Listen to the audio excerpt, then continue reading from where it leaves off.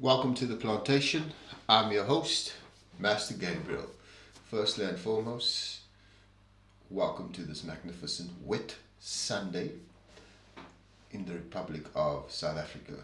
A lot has been happening on the scene, some blunders and some really disturbing attempts for bribery. Yes, you heard me. I said it. Bribery indeed. And in some instances, yes, we love bribing. Hey, our comrades, they love jowing. So let's get into this. Let's have a look and see what we discovered amidst the chaos. The Umkhwanazi Commission, the reason being why I call it the Umkhwanazi Commission, because the previous Zondo Commission, we've wasted R1 billion in taxpayers' money on a fruitless exercise of bringing all the corrupt politicians and enablers to task, and yet nothing has happened.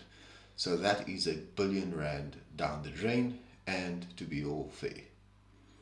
How about this? Our gaslighting head of state, Mr. Number One Buffalo himself, President Cyril Ramaphosa. Imagine you as a constitutional judge. You have to swear in compromised individuals. That's like allowing a murderer to be sworn in as a minister of women and children disabilities, and that very same minister is someone that beats up his wife, beats up his partner, or let alone even kills a woman or a girl child. Now just think of the severity of that. The tainted individuals that are occupying our executive branch of national government, most of these individuals are all compromised. They are not clean, they are dirty. Hence the saying comes that South Africa is a mafia state run by organized crime, and the mafia itself are the politicians and their enablers, their friends, their associates, their business interests, their tender interests. Yes, let's not forget that our politicians love tendering. They love tenders. Yes, a tenderized steak. Definitely. That's what our politicians love. And for the sake of it, South Africa, God, please save our people. So let's have a check and see what has been happening. Now, not too long ago, with all the chaos happening in South Africa and also globally, there are a few things that I'm not happy with as a South African. First and foremost, we haven't spoken much about Cyril Ramaphosa's visit to the White House. The gaslighting by President Donald Trump with the portray of incorrect information, illegitimate information, and non-factual information based upon hearsay. Why I say hearsay? Because it hasn't been proven to be factual, and none of those presentations are completely true to its nature. We do understand that President Donald Trump definitely tried to instigate and create a narrative that supports his populist agenda. As you know, President Donald Trump is a very populist man. He's one of the most, if not the most populist United States president. As for our president or our head of state, the number one Buffalo, well, there was someone that made a wild comment on the dissection just below the actual video that was posted by Mighty Jamie with regards to the presidency and also what is the future of South Africa's presidency and all the shit that's been happening in our politics in South Africa. There was a comment made by one of the users, and he said that Ramaphosa is, just trying to get to that exact word. I'm going to try and do it verbatim. If not, I will just try and paraphrase what I can remember from that comment. He said that Ramaphosa is I remember the words are couch king. Yes, Buffalo couch king. So it's very appropriate. As you know, our president loves dealing in illegitimate buffalo or the trade of ill-financed cattle through US dollars, and these dollars are being kept in his couch. Hence, that's where all the Buffalo King couch comes from. Now, our gaslighting president himself, the way he handled that situation in the White House could have been better. On a diplomatic scale, yes, I do understand that the United States presents a huge trading surplus for South Africa. We also have the access via the AGOA Act, which allows South Africans to export their goods duty free and also have preferential access to the US markets without any high implications of non-negotiable tariffs placed on these exportable products, especially citrus fruits, automotive sector, which we export a large number of automotive component parts that the United States use for their petrol and automotive vehicles in that sector. So it is beneficial on the balance of trade for South Africa to continue its existing trade relationship with the United States. However, it is an embarrassment that our president does not stand up to these leading world actors. In all fairness, I'm an African man.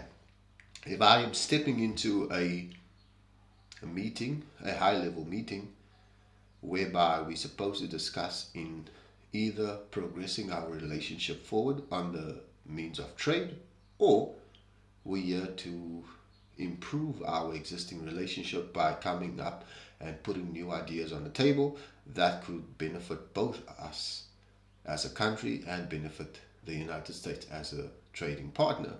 However, with the particular situation at hand and the response from our president himself, Mr. Gaslight Ramaphosa, he did not do much. If someone is putting up false information about your country, stating all these incorrect nuances about, yes, white farmers are being killed in South Africa, yes, there's a white genocide, yes, they are losing the land, etc., etc. I felt that as a Pan-African and also as an African itself, you need to stand up for your rights. You stand up for what is true and you stand up for what is correct. And I felt that our president was a little bit spineless in his approach. I felt that it could have been dealt with better, a little bit more assertiveness coming from our head of state, and a little bit more directness. In the end, if we have to invite Donald Trump for any given reason to South Africa and he goes up to the Union buildings, just imagine Cyril Ramaphosa sitting there with a chart with all these pictures of genocide in the United States. How do you think Donald Trump would react? And it's done in a very disrespectful manner. It's not done in a process of where you want to engage dialogue, where you want to try and find common ground, try and find reason, or let alone try and be diplomatic about what you are stating. It's all done in a very disrespectful manner, and we just let it rip on Donald Trump. Now ask yourself this question: how would you feel if President Donald Trump had to step into the Union buildings and the roles were reversed and our gaslighting president, Mr. Cyril Ramaphosa, does that to Donald Trump? Do you think that is African-like? I don't think so. So why should we stand before them and accept and belittle ourselves as South Africans just because they have the upper hand when it comes to trade? And this takes me to the slave owner, slave master, and slave relationship. The slave that is the easiest gets whipped the most. In this case, the slave owner is the United States, the slave is South Africa. Being an easy slave that she is, United States will continue whipping the shit out of South Africa on the premises of trade, on the premises of race relations, on the premises of fake news, and on the premise of instability in its regional political standing, especially with regards to land reform, which is something that I'm going to further unpack as well in this episode. What we also need to understand that United States has a long history of immigration. They have a long history of land invasion. They have a long history of slavery, more than 300 plus 400 years. They have a long history of segregation. They also have a long history since the Civil Rights Act, which was introduced, if I'm not mistaken, within the 1960s. That was the time of Dr. Martin Luther King that instituted the Civil Rights Act to allow black people to be that of equal to their white counterparts, and also allow them access to resources, and also legitimizing and allowing them to vote. Hence, that is where that Civil Rights Act came from. Now we can understand that that's the history of the United States. South Africa has a similar fate. We've had our colonial masters, our slave owners, that have colonized the continent of Africa and also colonized South Africa into multiple territories. But what we have to forget as Africans, this is 2025. Those ways of dealing with a slave master or a slave owner versus the slave is long gone. So South Africa, or should I say Mr. Cyril Ramaphosa, when it comes to these particular trade relations, especially with former colonial countries that have been involved, that have built their empires and their resources and their wealth off the backs of colonialism, neoliberalism, we need to treat that differently, and we need to become progressive Africans. Where we say progressive Africans, whereby we put solutions on the table and we do not accept bullshit that comes our way. It doesn't matter whether that is from the United Kingdom, whether that is from France, whether that is from Canada, whether that is from China, whether that is from the United States. Under no obligation do we stand in the fate of other sovereign nations and accept bullshit that could cause instability and let alone disrespect towards the nation of South Africa. That's the first thing. The second part was that while Donald Trump was putting up this fake presentation of what's happening in South Africa, President Cyril Ramaphosa, being the diplomat that he is and being this respectable head of state, so-called, how come didn't President Ramaphosa interject and say, Donald Trump, what you are saying right now is completely incorrect and unacceptable, and under no circumstances is there any form of white genocide. Yes, we report on crime. Crime affects all of our citizens in South Africa, whether you're black, whether you're white, whether you're brown, whether you're pink, whether you're blue. It affects everyone. Let's not forget that. However, we can confirm that there is no white genocide in my country, firstly and foremost. And secondly, President Trump, you with your fake news, you're standing here in the White House sharing this information to me as another head of state by telling me that there's a white genocide in my own country. Don't you think that is disrespect? Did we not come here to have a conversation about improving our relations on trade? But here we are instead discussing and gaslighting race relations in South Africa. Lest you not forget the United States of America, President Trump, has a tendency of racially divided law enforcement. The way they deal with the high incarceration of black males into the prison system, the high death rate of black men at the hands of lawlessness police. So who are you to call us to the White House and have a conversation about trade, and here we're discussing things such as a white genocide in South Africa, things such as land being taken from the previously oppressed, or should I say land being taken illegitimately. We are having that conversation where its entirety and the agenda of this was purely to focus on trade and how we can bolster our trade with the United States, and how the United States can bolster its trade with South Africa, and how both of our countries can benefit from not only the tariffs, not only the exports, not only the manufactured goods, but raw materials and also other value-added goods that come from these raw materials that make up the value chain to an entire product that is suitable for the US market consumption, and also a product that is suitable for South Africa's market consumption. That is the conversation that needed to take place with President Donald Trump. Regrettably, our spineless president did not deliver. Second part of this is, what is a Caucasian businessman doing in a high-level meeting with the head of state?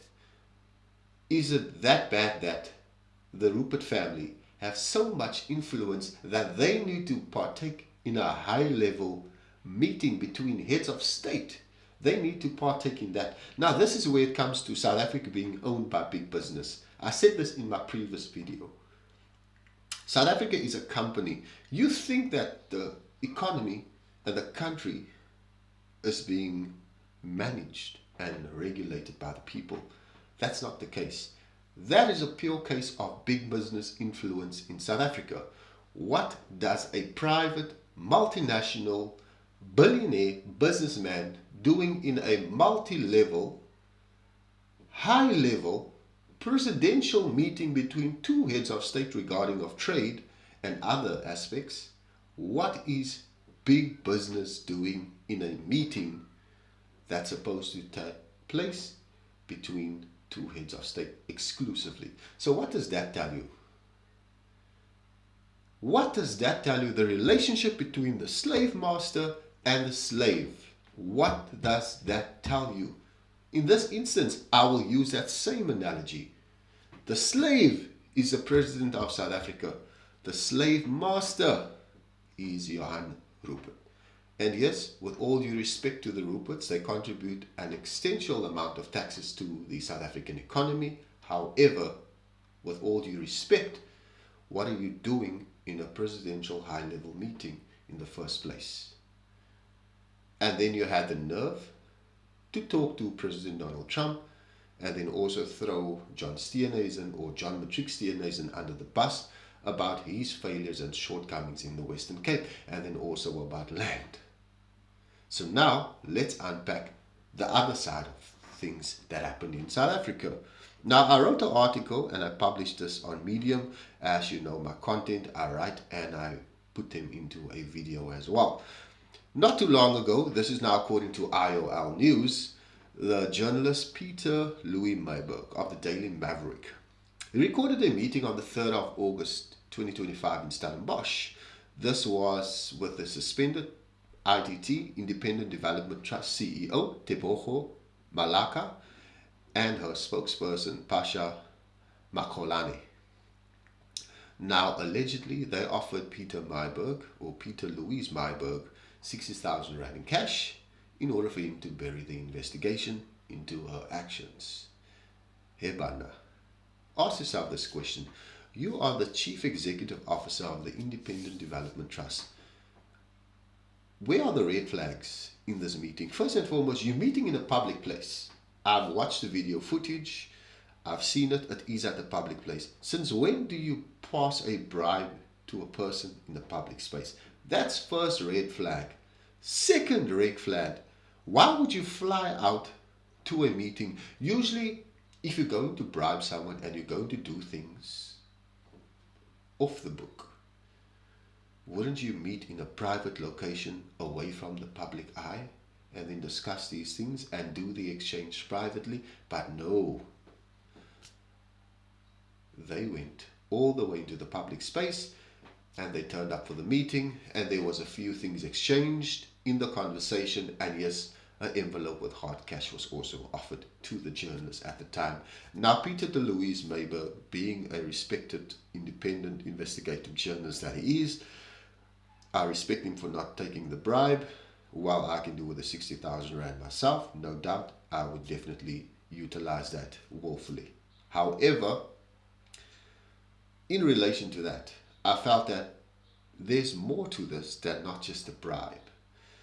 For Newsday, they confirmed that the recording suggests that beyond the cash offer, there were promises of monthly payments, access to lucrative government contracts, and a share of procurement benefits. Now, what hurts me the most is that the workers of the Independent Development Trust, they were also not paid as well. And this is disturbing for me. Why I say this is disturbing. Corruption has no face. Out of everything that have gone wrong in this entire saga, with this bribery and the offer of cash taking place for the journalist to stop his investigation and stop publishing his work regarding the IDT, one thing only would have stood out. the workers that have not been paid, if they were equally compensated and rewarded accordingly, maybe, just maybe, I would have had a different tune with regards to, yes, you're corrupt, but you still did something good and you still ensured the livelihoods of people impacted and changed and transformed. But now you are corrupt and you're taking away from hard-working South African men and women that are willing to earn a living wage, not even 2,000 rand for their work, and yet you deny them that opportunity. I feel that is gullible upon you as a South African, and that is disgusting. That fails the premise of Ubuntu. Now let's go back into this. Public Works and Infrastructure Minister Dean McPherson laid criminal charges at Cape Town Police Station against both Malaka and Makholane. Some of the charges included attempted bribery, obstruction of media freedom, and potential violations of the Public Finance Management Act, PFMA. The list goes on. Now, with regards to that situation unfolding in Stellenbosch, there's another thing I want to bring out as well. The South African National Editors Forum, or they are known as SANEF, they apparently condemned this attempt, and according to them, they called this a grave threat to the credibility of the news media and urging anyone with further information to come forward. You do know what happens to whistleblowers in this country. You do know that, right? The very same SANEF, it's still mum on the Steinef debacle. Why is that? The very same South African National Editors Forum is still mum on the Steinhoff saga. Steinhoff, which represents the largest corporate scandal in the history of South Africa, and yet that very South African National Editors Forum, that advocate for freedom of press, freedom of publishing media, freedom of information, and freedom of access to information, and all the nuances that comes with freedom of speech, that very same editors forum are very quiet about the Steinhoff saga. I have not seen any public footage of the former CEO, Marcus Jooste, being buried. I haven't seen any footage of the gravesite of Marcus Jooste. And yet, this very same editors forum is very selective about who freedom of press and freedom of association works for, and against who freedom of press and freedom of association works with. So we need to understand that this is the Independent Development Trust, and then there is Steinhoff. SANEF issues a public statement around the situation of the bribery or attempted bribery of the IDT suspended CEO, and yet we have a corporate scandal that shook South Africa to its knees, and yet no one has been held to account, especially the mastermind, which is in fact former Chief Executive Marcus Jooste. It makes you think about selective morality. Now, part of this scandal from the Independent Development Trust was also linked to the oxygen plant tender that was valued at 836 million, deeper procurement irregularities that were uncovered, as well as other irregularities in the violation of the state procurement. Now, I've included a video of the actual footage in my article, which you can follow up at Ease on Medium. I will post a link in the content, and then you can have a read and see what I've all included in there. Now, further to that, do we understand that money is the root of all evil? Yes. Maybe. A deeper issue is, of course, the culture of impunity, where elites, whether political, corporate, or media, believe they can plunder without consequence. And this is why we need to teach our politicians consequence. There's a thing called consequence management. If you violate our constitution, you violate the Public Finance Management Act in any form whatsoever, whilst you are supposed to serve the people of South Africa, then consequent management needs to be enforced. For your actions, there are consequences. In science, they tell you this: for every action, there's always a reaction. In this case, politicians and corrupt businessmen alike, for every action, there's a reaction. For every violation, there's a consequence. And we need to enforce the consequences of these acts. If we as South Africans don't stand up and we don't take the plight of taking full accountability, being remorseful about it, showing that we are willing to work and make this a greater South Africa, then we will never achieve the greater goodness for our people and the great South Africa that we want. Further down the line, we will look into this, and as a matter of fact, when I mentioned Steinhoff, corruption scandals are global. Well, there are some companies like Enron, Wirecard, and also Petrobras. But the pain here feels much sharper in South Africa, because South Africa is still fighting to rebuild from historic injustice, and every stolen rand is now a blow to equality. Now, Ibex Investment Holdings, formerly Steinhoff International, they completed the sale of its entire 28.48% stake in Pepco Holdings for around 28 billion rand. This obviously marks the incidental closure of Steinhoff, also the name changing as well.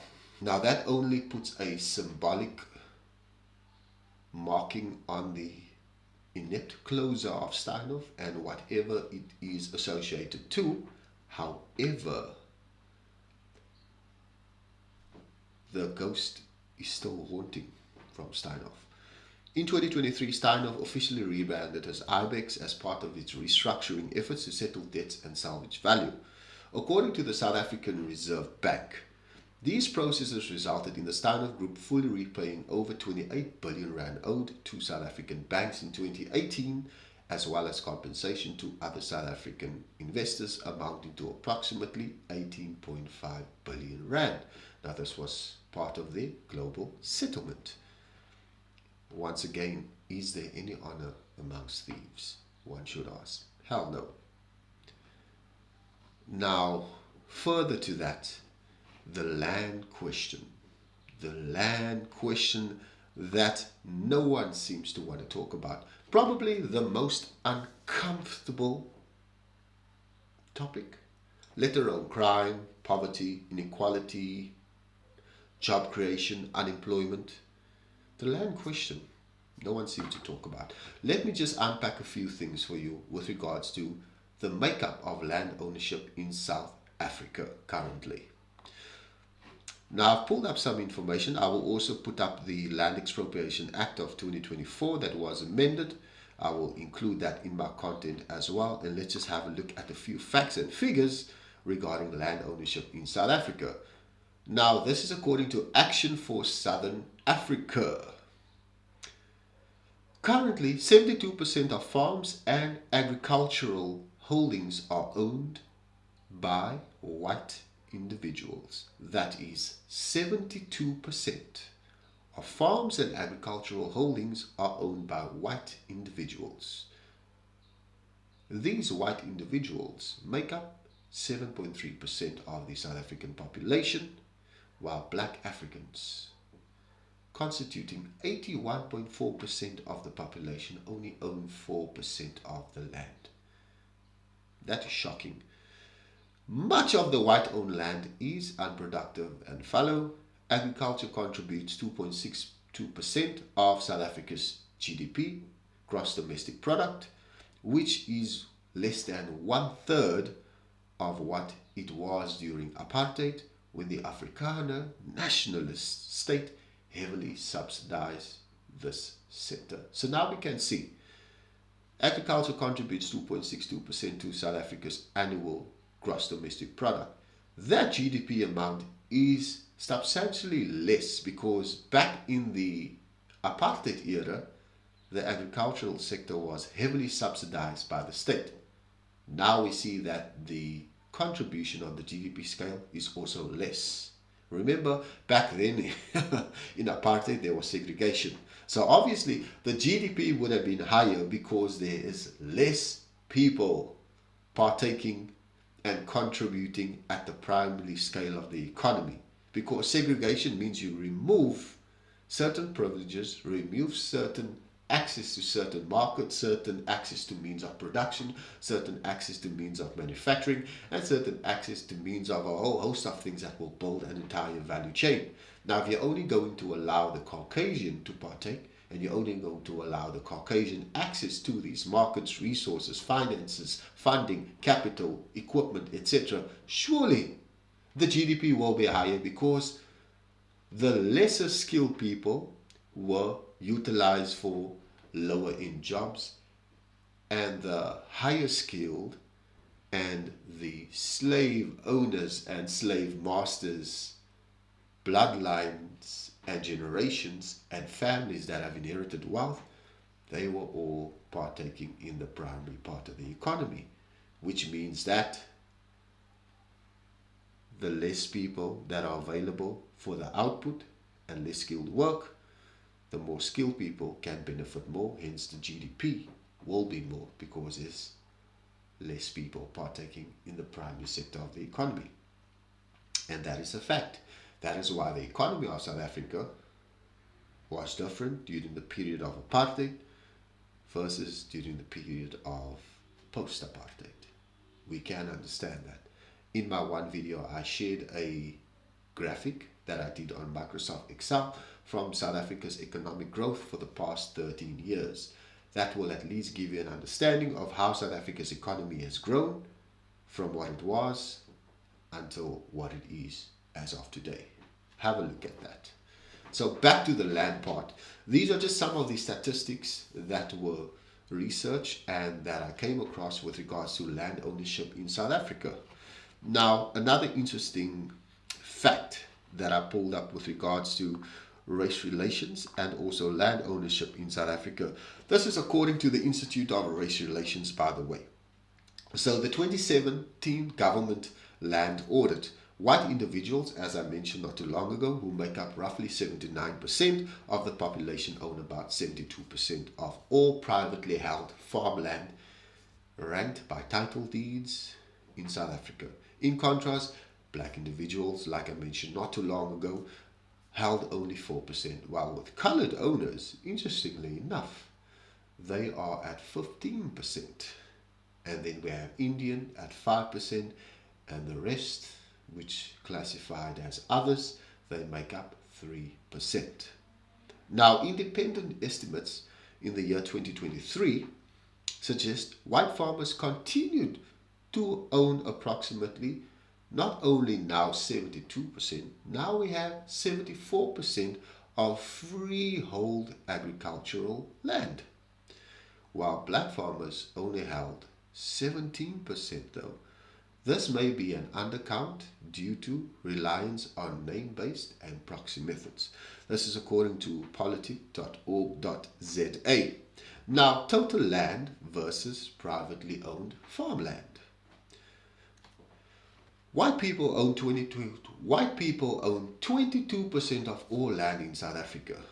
This only refers to a share of total land held by private individuals and excludes land owned by companies, trusts, or the state. So, in all fairness, this is part of total land.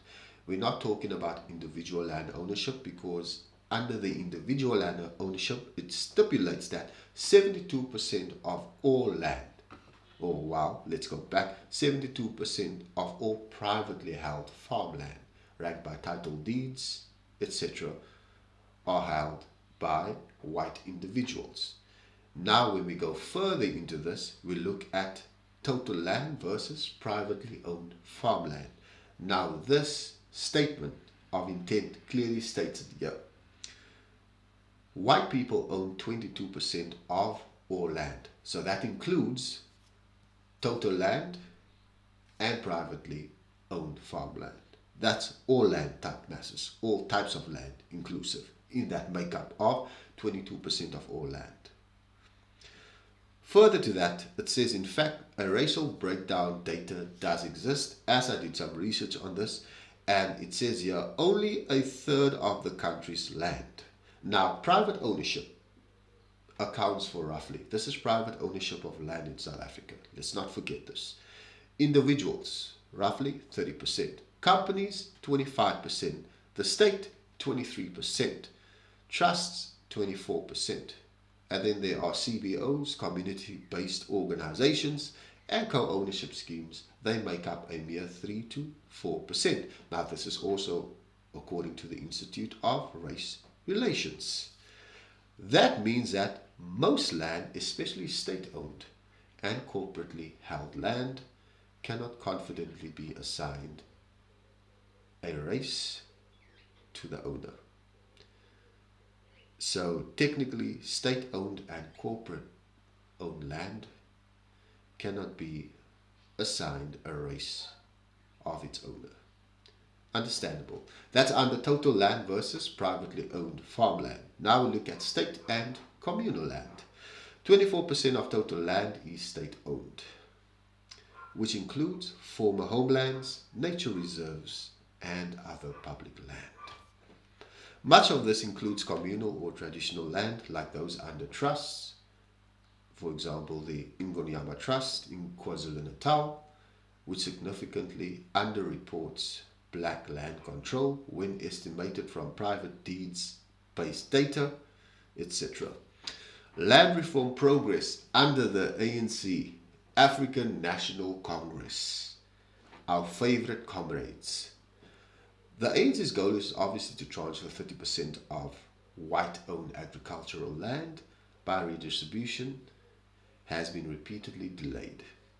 As of the late 2010s, only 8 to 10% of commercial farmland has been transferred. Now let's go back. Let's just go back into that.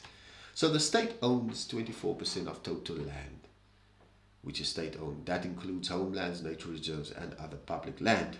Then we go back in the total land versus privately owned farmland. White people own 22% of all land in South Africa. So that technically includes farmland and other total land. Now, if the state only owns 24% of total land and white people own 22% of all land, are you telling me that white people could at any point in time own land more than the state itself? Makes one think. Makes one think. South Africa is a company, and you are the slave in it. At any point in time, what if whites own more land than the state itself? Because this is what the statistic says. The statistic says about 24% of total land is state-owned. Now, when we look at total land versus privately owned farmland, white people own 22% of all land in South Africa. The state only owns 24% land. So technically, at some point in our lifetime, whites are going to own more land than the state itself. Now we'll take you back. What does this say about the slave owner, the slave master, and the slave? On the chance of land reform and its progress under the ANC government, we need to understand that redistribution, restitution, and government purchases reportedly account for around 8.1 million hectares, but data inconsistency do persist. The Bureau of Economic Research has indicated that, or should I say, they've estimated that 25% of freehold farmland has been transferred back to black ownership since 1994. Still, even with the state and its redistribution and its restitution lands included, white farmers remain dominant owners of approximately 60% of farmland in South Africa. Now let that sink in, guys. Let that sink in. So now we understand Caucasians, white people, own 22% of all land in South Africa. That's total land. That includes farmlands, that includes all types of land. That's 22%. The state, they only own 24% of all land in South Africa. Shockingly enough, when we only move into the farmland part of land ownership, we can detest, according to the Bureau of Economic Research, a think tank and a research unit by the University of South Africa, UNISA. This is according to their research and their studies and their findings. 60% of farmland still remains within the hands of white farmers. Now, for this redistribution goal that the ANC wants to achieve under its regime and under the government itself of the day, do you think this is possible as South Africans? Yes, it is possible. And I firmly believe that land should be returned to its rightful owners. And yes, as Donald Trump stated, this is not a violation of any human right. This is merely South Africa correcting its historical injustices of the past. It's easy for people to tell us move on. It's easy for people to tell us we are racist. Yes, it's easy for people to tell us we are connected cadres, we are BEE seekers, we are BEE suckers. It's easy. Yes, we hear that. We hear that day to day. Day to day in the labor market, you hear it in the employment spaces, you hear that everywhere. It's easy for people just to say, no, move on, move on, move on. The problem that we have as South Africans, and the problem that we have with many of us, I cannot speak for all, but the ones I've encountered that have not changed their psychology of how they want to be viewed as an African is still disturbing. I feel that for South Africa to grow, we need to address the injustices of the past. And that means returning the land to its rightful owners. The preamble to the Constitution does clearly indicate that we the people of South Africa. So if we are the people of South Africa, why are we not doing anything to change it? Why are we continuing down this road of being disrespectful towards each other, being disrespectful towards other races, being disrespectful through our engagements, being disrespectful through our nuances, being disrespectful through our exchanges, being disrespectful through our spaces, being disrespectful through our content, being disrespectful in our word, and being disrespectful in the way we deal with each other. The very first self-correction and self-determination begins with you as a South African. If you identify the shortcomings of you as an individual, you have the right to self-determine. So that same principle needs to then be applied to all South Africans. We have the right to self-determination. Why is there constant inequality in South Africa? Why is there constant corruption? Because we're living in a day and age where if you're not doing things illegally, then you might not get far. And when you're doing things legally, trust me, you will never get far. And I think that is the order of the day. With regards to the state of affairs in South Africa, yes, a new government may not solve all the problems. You may try and vote in the DA for what they are. They may tell you that on paper that they are progressive. They may tell you that they do certain things to benefit their caucus, to benefit their funders, to benefit their members. But we all know the underlying matter of the Democratic Alliance, which is a former arm of the Afrikaner Nationalist Party. Yes, there may be a whole bunch of neoliberals in that current party and in their leadership. There may be a bunch of neo-colonialists also in that party, currently still serving as the leadership. But trust me, the DA is not a solution to South Africa. Neither is the ANC. and neither is the PA. Just to name a few examples. I cannot speak for those political parties, I cannot speak for their organizations, neither can I speak regarding to their manifestos for the various regions that they operate within South Africa. However, the state of our affairs does not require a political party to save its face. South Africa can only be saved by South Africans. Until we realize it as Africans, until we respect each other as Africans, until we earn the respect from our brothers and sisters outside of South Africa that are entering our borders undocumented, until those people respect our laws and order of South Africa, only then could we see a shift in the undocumented foreign nationals coming within our country.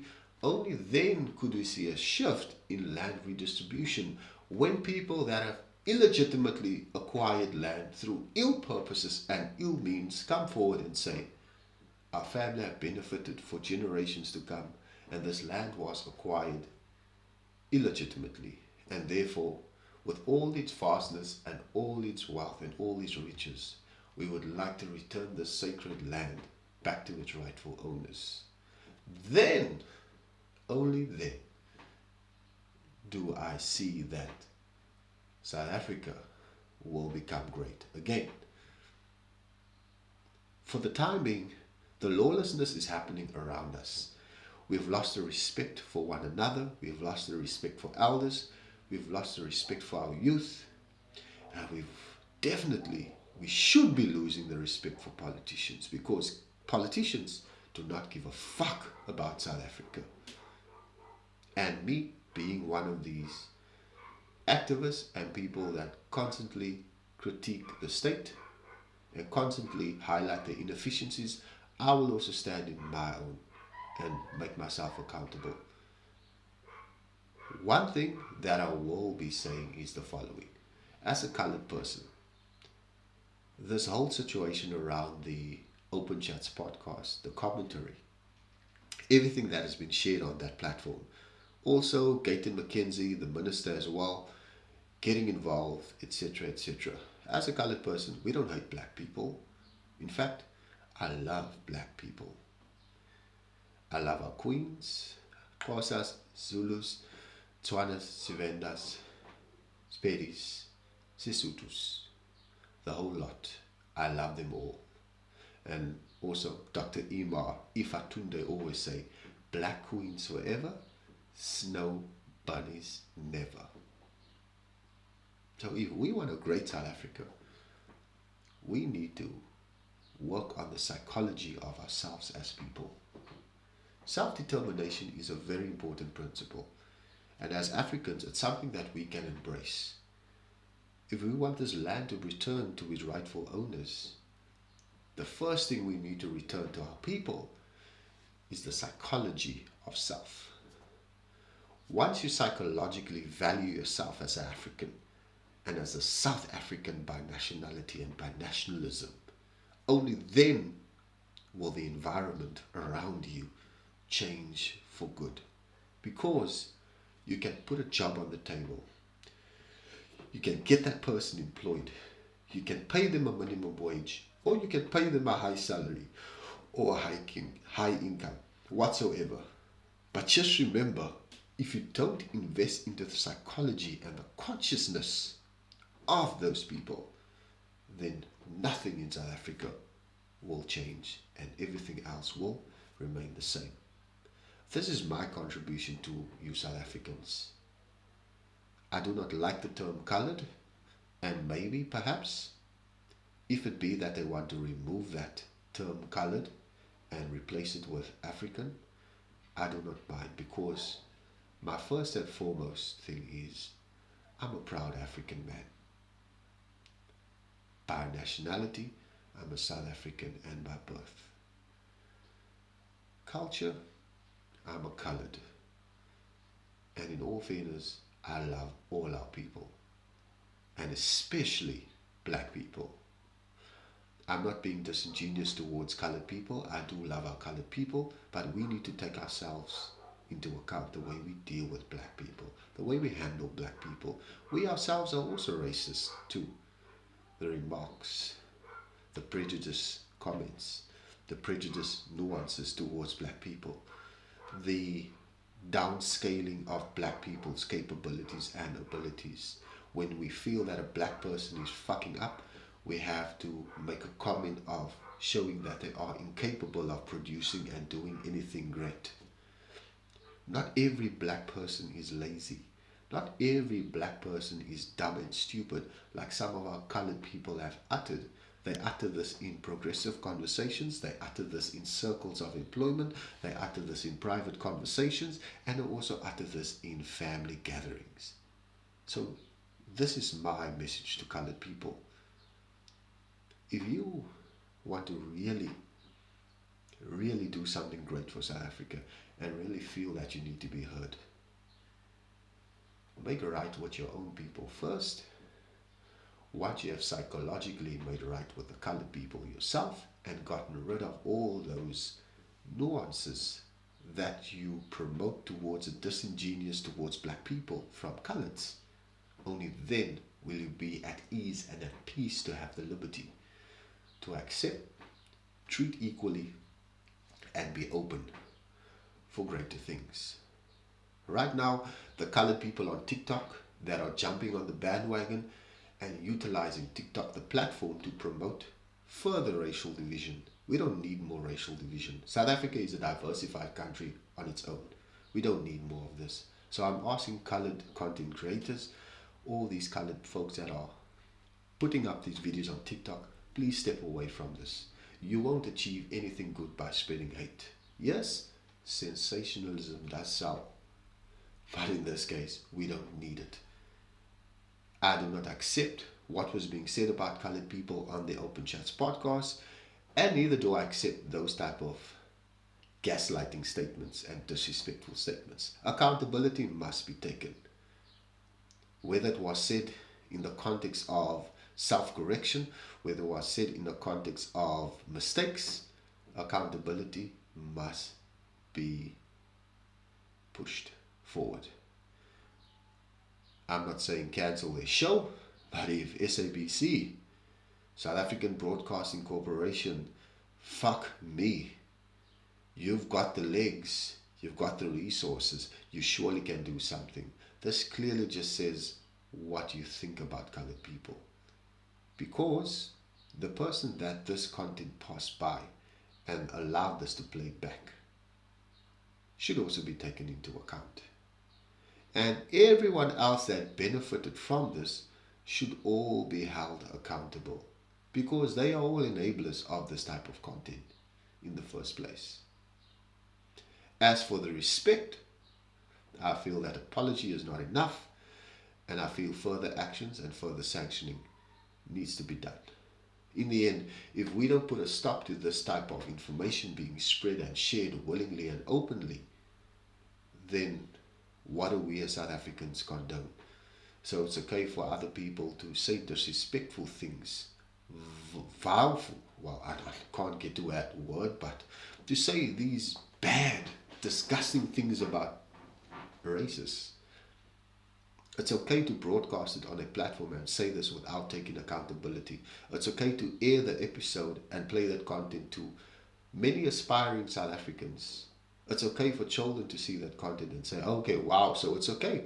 This is what we think of colored people. And in all fairness, the accountability starts with the individual. From the person enabling it, from the person watching it, from the person consuming it, and from the person pushing for it. We need to understand, what do we value as South Africans? If that's the type of information that you value as youth, and that's the type of information that you want to feed the diaspora, then I'm really, really sorry. We can never achieve the dream of Pan-Africanism. Not with that level of hate, and that level of disgust, and that level of disrespect. Once again, thank you for listening to The Plantation.